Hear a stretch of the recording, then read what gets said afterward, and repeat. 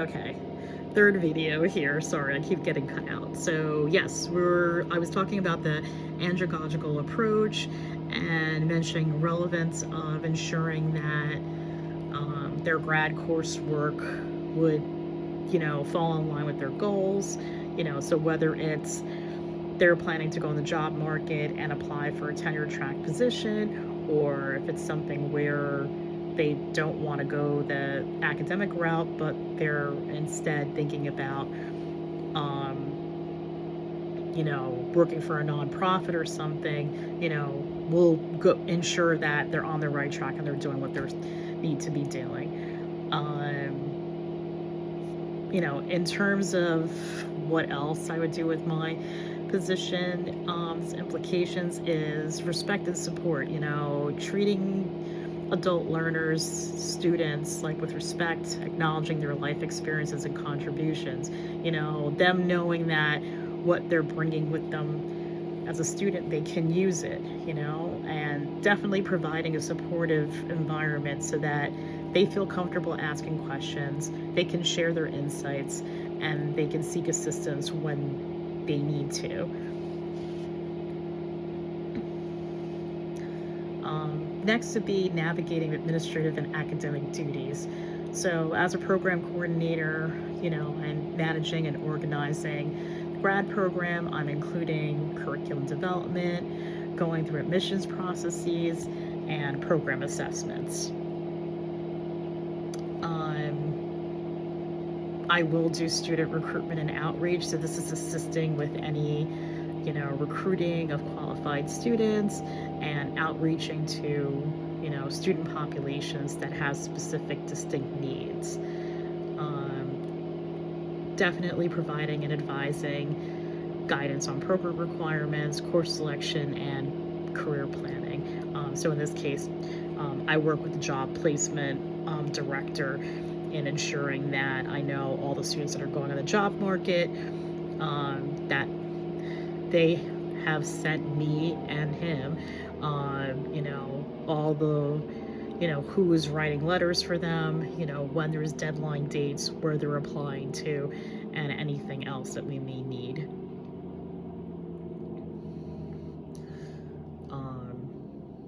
In terms of resource allocation, it's coordinating graduate assistant assignments and managing program budgets. So, like every year, I have to make a spreadsheet, and one I do with just all the students that are on fellowship, whether they're getting internal ones or external ones, and if they're getting like any supplements from us as well.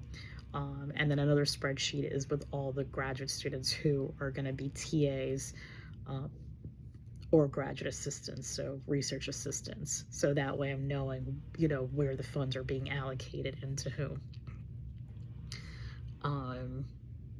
Definitely staying current on university and departmental policies and procedures, going for our graduate education. Thirdly, it's developing this strong mentor-mentee relationships. So I think it goes beyond advising. Mentorship usually is just not only academic advising, but also providing, guidance and support for students professionally and personally. And there's that building of trust and communication. So establishing that open and honest communication with students and letting, clarifying, what the expectations are and addressing any concerns. But also like fostering independence,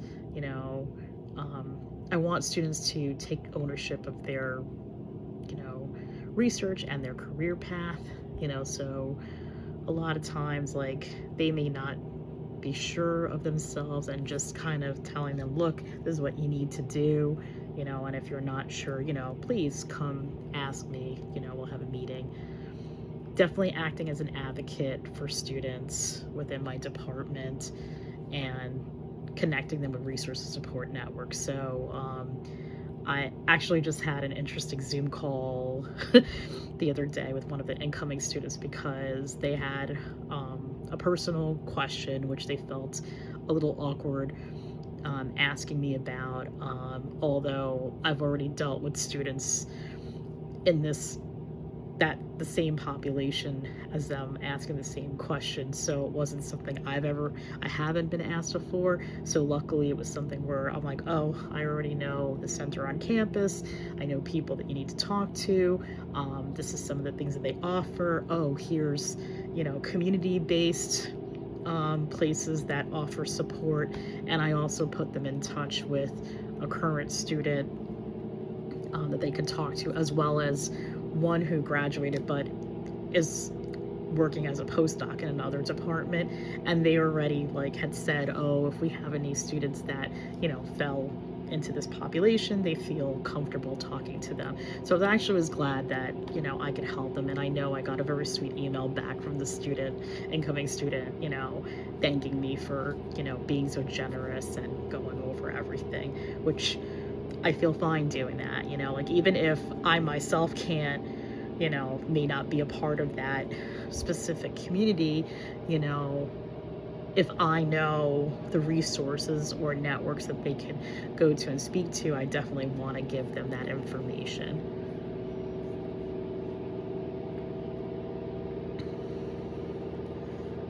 So, in terms of other things, I think it's interesting. There's a couple of things that I found interesting that we went over.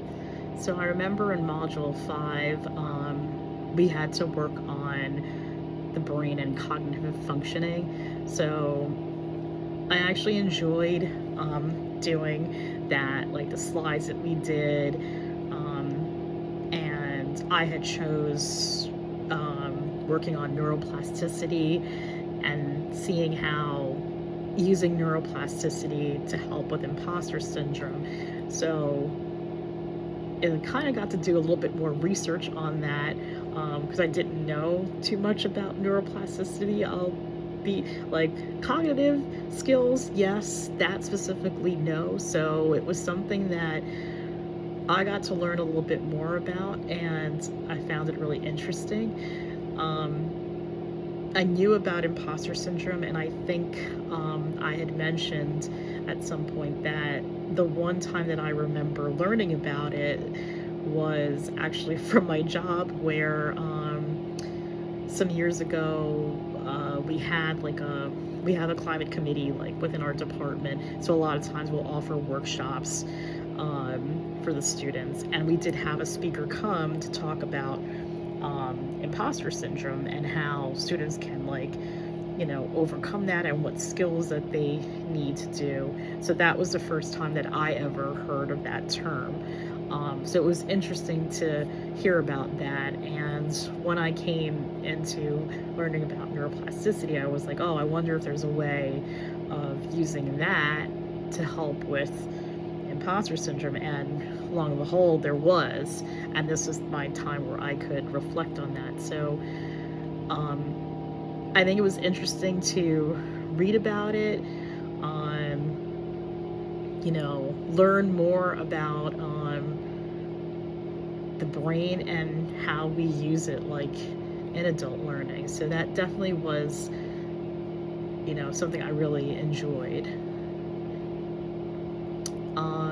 For Module 6, I remember that we got to do some kind of final reflections, and with that it was interesting because we got to talk about initial experience with adult learners. So because I don't actually teach a class, more or less with me, it's more with me dealing with my graduate students or with undergraduates. Now, obviously with the undergraduates, yes, there have been some students in that population that are non-traditional, so they've been older. So with that, I did talk about, being a tutor at Rutgers for the Writing Center, and there were some non-traditional tutors that came in. But what I think was interesting was just different approach that I had from tutoring in high school to tutoring in college, is that it definitely plays a tremendous role in adult learning and development. And what I found was that it addressed individual needs, learning styles, it offered flexible scheduling, and there was a support to help the students overcome challenges and help them achieve their goals. I think through the tutoring, adults can solidify their knowledge, enhance their motivation, and develop a stronger sense of ownership over their learning journey. In terms of in my current role as a grad program coordinator and advisor, I think I engage in various practices, and definitely this position fosters development in adult education learning, such as enhancing and refining my own knowledge and skills, strengthening my network and building community, and gaining that personal and professional satisfaction.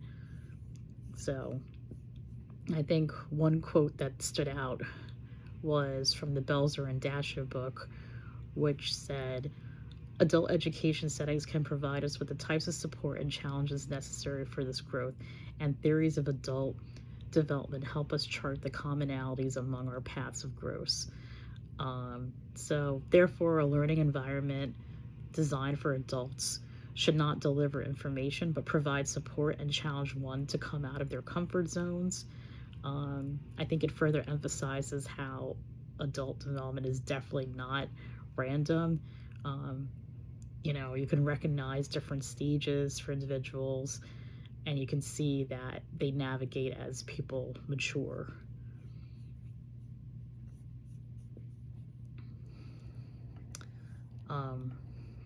The other thing that also stood out to me was Module 7 with andragogy, where we had to think about like an adult learning experience that changed or didn't change. So I kind of brought up this 3-hour training that we had on grants and grant accounting. And this is something that kind of started to become part of my current job as well. It was just kind of funny because something that I don't think that it needed to be a 3-hour in-person training. Obviously now they wouldn't do it in person, it'd probably be through Zoom, but at that point they weren't really doing so much online training. They were doing it more, this is like prior to the pandemic. So that's the one thing that I thought was interesting. We had to talk about that and also see like what my classmates were saying about it as well.